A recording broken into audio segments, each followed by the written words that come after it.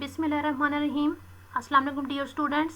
Welcome to OSP System 9th class Senior Section Girls Wing. I am Ms. Rabia Khalid and I am going to teach you the English subject in this session. So let's move to our topic.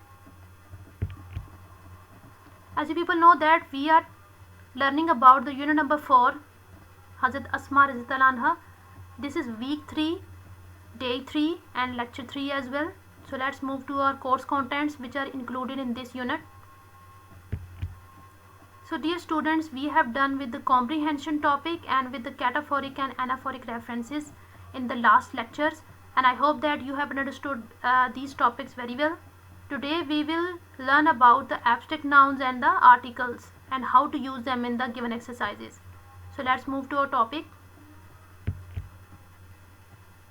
First of all, we need to understand the concept of abstract noun. What is an abstract noun and how to use them in the examples. I have pasted this picture over here which will help you a lot to understand the concept of abstract noun. An abstract noun is something you cannot smell, hear, touch, see and taste.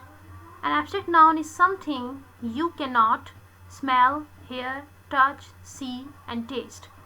Here are the 5 senses in order to understand the concept of abstract noun, which is given over here in a pictorial form. And here are the examples in the bottom of the picture: bravery, health and freedom.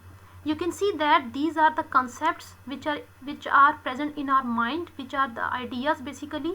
Abstract noun is referred to the ideas which are in our mind, which exist in our mind, which are not a physical person, which we cannot touch, smell, hear, see and taste. So that's why I have used the 5 senses to make for you people to understand it in a proper way.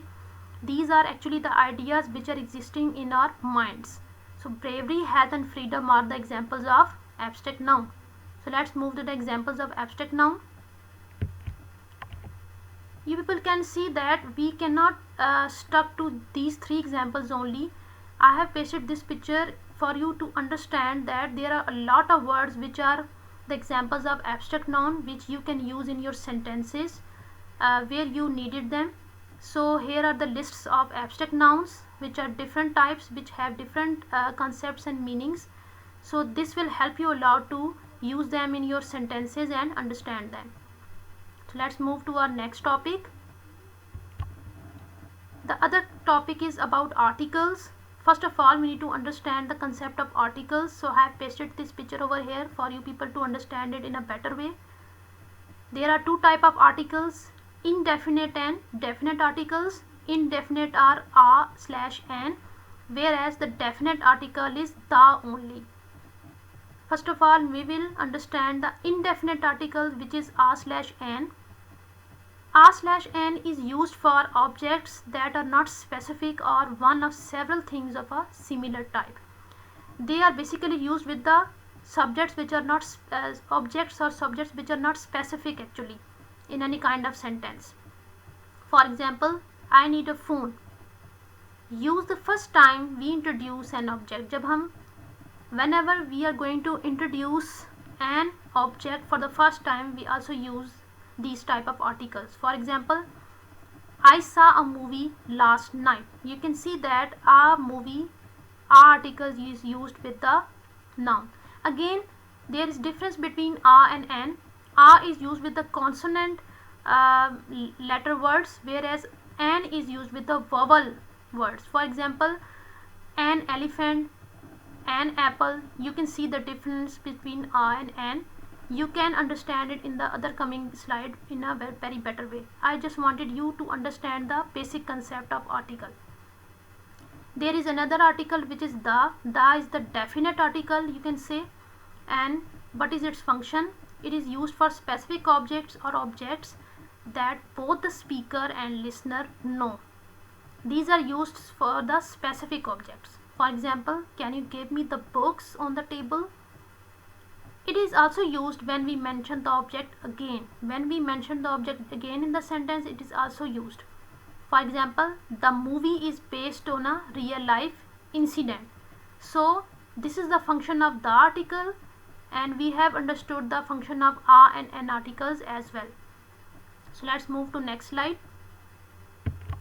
I hope that you have understood the use and concepts of articles which are a, an and the, but it's not enough for you. So I have pasted this picture over here to make it clear that it will help you a lot to understand it in a better way. A, an and the, they are given in different columns. You can see their definition, their examples, how to use them, and a is used with these and an is used with them and etc, and the is used as it is. So you can see in this picture the usage and the function of these articles in the sentence or with the words. So I hope that you have understood the usage of articles. So here is the assignment, dear students. What you have to do, you have to attempt the given exercises which is mentioned on page 41 related to abstract nouns and the article and a and an. I hope that you have understood the topic. If you still feel any confusion, please let me know and contact me if you feel any confusion in understanding this topic. Take care of yourselves. Allah Hafiz.